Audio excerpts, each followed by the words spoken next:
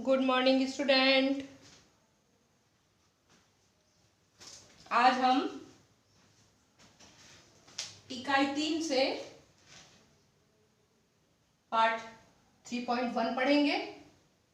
इसका नाम है बच्चे काम पर जा रहे हैं और इसके लेखक हैं राजेश जोशी। ठीक है, तो हम इस पाठ को अध्ययन करेंगे और समझने की कोशिश करेंगे। ठीक है, तो मेरे साथ साथ आप भी रीडिंग करेंगे और समझेंगे। ओके, तो यहाँ देखिए कि बच्चे काम पर जा रहे हैं।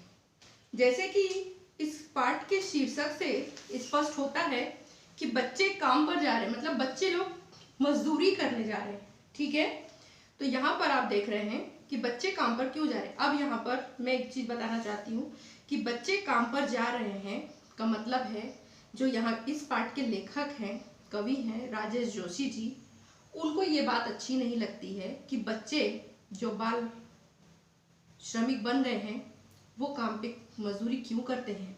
उनकी उम्र अभी खेलने कूदने की होती है, उनकी उम्र अभी पढ़ने लिखने की होती है, लेकिन ये बच्चे मजदूरी करने क्यों जाते हैं? क्योंकि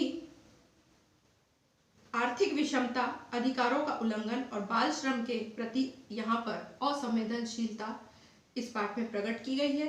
क्योंकि हमारे संविधान में ये नियम है कि 14 वर्ष से कम वर्ष के बच्चे जो हैं वो बाल श्रमिक का काम नहीं कर सकते हैं, ये कानूनन अपराध है।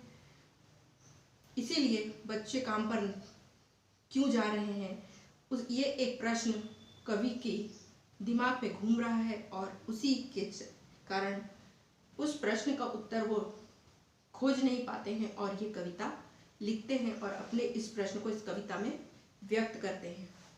कहते हैं, देखिए बुक में, कोहरे से ढकी सड़क पर बच्चे काम पर जा रहे हैं सुबह सुबह। ठंड का समय है, कोहरे से पूरी सड़क ढकी हुई है और उतनी सुबह जब सभी लोग अपने अपने बिस्तर में, रजाई में ठंड को दूर करते हुए सोए हुए रहते हैं, जो उस उतनी कड़कती ठंड में भी बिस्तर से बाहर निकलना नहीं चाहता है, ऐसी कोहरी भरी सड़क में ये बाल मजदूर काम पर जाते हैं। तो बच्चे काम पर जा रहे हैं, हमारे समय की सबसे भयानक पंक्ति है। ये भयानक है, इसे विवरण की तरह लिखा जाना चाहिए, इसे सवाल की तरह। काम पर क्यों जा रहे हैं बच्चे? अब यहाँ पर कवि कहते हैं कि अभी तो बच्चों की पढ़ने लिखने, स्कूल जाने की उम्र होती है और ऐसे समय में ये बच्चे काम पे क्यों जा रहे हैं। अक्सर देखने में आता है कि बहुत बच्चे काम करते हैं और उनके लिखने पढ़ने की उम्र है, फिर भी ये बच्चे काम पे जाते हैं। उनके खेलने कूदने की उम्र है, फिर भी ये काम पे जाते हैं। भारतीय संविधान में हम सभी को समानता का अधिकार प्राप्त है और ये जो बालक हैं ये बहुत ही कम आयु के हैं और इन्हें काम पर नहीं जाना चाहिए, फिर भी लोग इन्हें काम पर रखते हैं।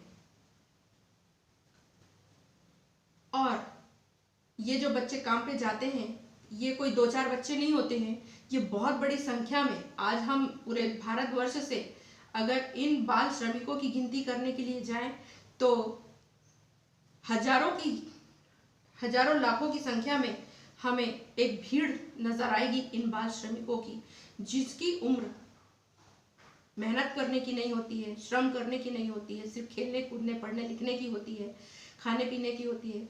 उस उम्र का सही उपयोग ना करते हुए ये बच्चे एक श्रमिक बन के रह गए हैं और काम पे जाते हैं। तो कवि यहाँ पे कहते हैं ये हमारे समय में ये बहुत ही भयानक स्थिति है जो हम देख रहे हैं और ये बच्चों की पूरी भीड़ की भीड़, मतलब बहुत अधिक संख्या में ये लोग काम करते हैं। इसका विवरण भी लिख कर देना कि कितने बच्चे काम पे जा रहे हैं बड़ा ही मुश्किल है और ये एक सवाल बन के रह गया है। कवि कहते हैं कि बच्चे आखिर काम पे क्यों जा रहे हैं, ये सवाल का उत्तर मुझे आज तक नहीं मिला और मेरे दिमाग में एक ही प्रश्न है कि आखिर ये बच्चे काम पे क्यों जा रहे हैं।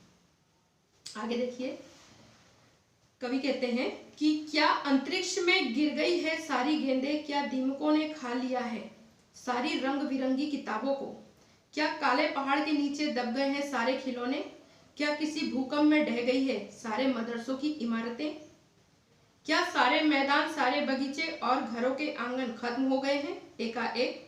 तो फिर बचा ही क्या है इस दुनिया में। कितना भयानक होता अगर ऐसा होता। भयानक है, लेकिन इससे भी ज्यादा यह कि है सारी चीजें हश्र मामूल, पर दुनिया की हजारों सड़कों से गुजरते हुए बच्चे, बहुत छोटे बच्चे काम पर जा रहे हैं। अब यहाँ पर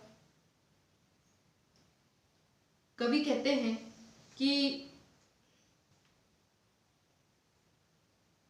क्या अंतरिक्ष में गिर गई है सारी गेंदें। जो बच्चे अंतरिक्ष में गेंदों को उछालकर खेला करते थे, क्या उनकी गेंदें अंतरिक्ष में कहीं खो गई हैं, जिसके कारण वो खेल नहीं पा रहे हैं।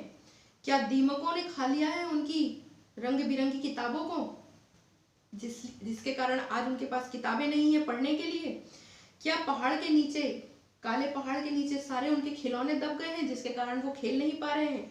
क्या भूकंप में सारी की सारी विद्यालयों की दीवारें, छतें ढह गई हैं, दब गई हैं, जिसके कारण आज विद्यालय नहीं बचे हैं कि बच्चे पढ़ नहीं पा रहे हैं। क्या कारण है कि बच्चे काम पे क्यों जा रहे हैं। क्या सारे मैदान, सारे बगीचे और घरों के आंगन खत्म हो गए का। जिस आंगन में, जिस मैदान में बच्चे खेला करते थे, क्या सारे के सारे एकाएक अचानक खत्म हो गए हैं, जिसके कारण बच्चे खेल नहीं पा रहे हैं और उन्हें काम पे जाना पड़ रहा है। तो फिर बचा ही क्या है इस दुनिया में। जब कवि कहते हैं कि जब सारी चीजें, बच्चों के मनोरंजन की सारी चीजें जब खत्म हो गई हैं, तो आज इस संसार में बचा ही क्या है। कितना भयानक होता अगर ऐसा होता। बोलते हैं कि अगर सारी चीजें सचमुच खत्म हो जाती तो कितना भयानक होता। भयानक है, लेकिन इससे भी ज्यादा, बोलते हैं कवि कि इससे भी ज्यादा एक और भयानक है चीज। क्या कि सारी चीजें हश्वे मामूल की, सारी चीजें आज संसार में ज्यों की त्यों उपलब्ध हैं। ना तो उनकी अंतरिक्ष की गेंदें गायब हुई है, ना ही उनके विद्यालयों के छतें भूकंप में ढही हैं, ना मैदान आंगन गायब हो गए हैं, ना उनकी किताबों को दीमक ने खाया है, ना उनके खिलौने काले पहाड़ के नीचे दब गए हैं। कुछ भी ऐसा नहीं हुआ है। सारी की सारी चीजें, बच्चों के मनोरंजन की सारी चीजें आज भी इस धरती पर उपलब्ध हैं। तो ये एक भयानक चीज है कि सब कुछ मौजूद होकर भी उन बच्चों को उस सुख सुविधा का सही लाभ नहीं मिल पा रहा है। और ये बच्चे, हर दुनिया का हजारों सड़कों से गुजरते हुए बच्चे, बहुत छोटे बच्चे काम पर जा रहे हैं। तो कभी यहाँ पे कहते हैं कि सब कुछ उपलब्ध होने के बाद भी ये बच्चे काम पर जा रहे हैं। क्यों? क्योंकि इनकी कुछ परिस्थितियां हैं, कुछ इनकी भूखमरी है,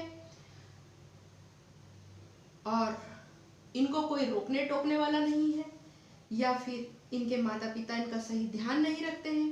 कारण जो भी हो, ये लाखों की संख्या में, इसीलिए ये बच्चे काम पर जा रहे हैं। फिर भी इतनी बड़ी संख्या में बच्चे काम पर क्यों जा रहे हैं।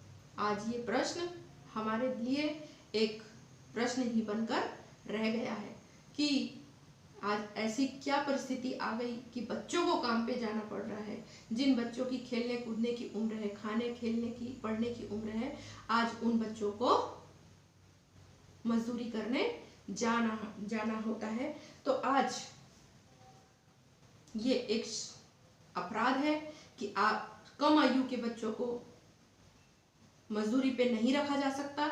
जो रखते हैं वो आपराधिक कहलाते हैं। तो इस प्रकार यहाँ पे छोटे बच्चों का श्रमिक बन जाना कवि को बहुत ही दुख और कष्ट पहुंचाता है। और यही दुख और उनके मन में जो एक प्रश्न है वह आज इस कविता में समाहित है। और इस कविता के माध्यम से कवि पूछते हैं कि आखिर इतने बच्चे काम पे क्यों जा रहे हैं। ओके। Thank you.